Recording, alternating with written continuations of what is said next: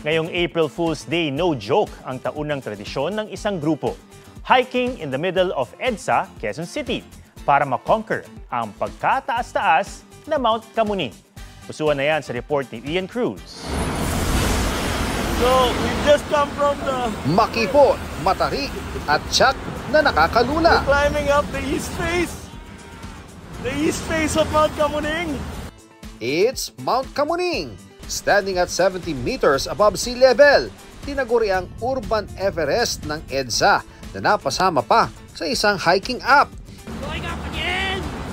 Di basta-basta, from ascent to descent, guaranteed ang nginig ng tuhod. Kaya up for the challenge sina Albert Labrador.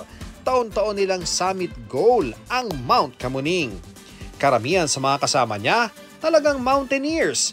Nakapagyaya pa nga ng ilan para sa climb na April Fool's tradition na raw nila since 2019.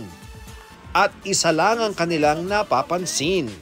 Ramdam pa rin ang literal na nakakangatog na summit.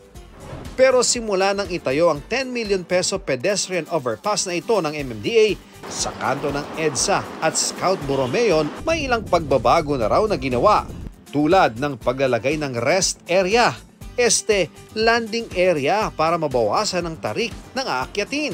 Binatikos din ito noon dahil sa kipot at delikadong railings. Pero dati nang sinabi ng MMDA na ang taas nito ay base sa guidelines ng MRT3.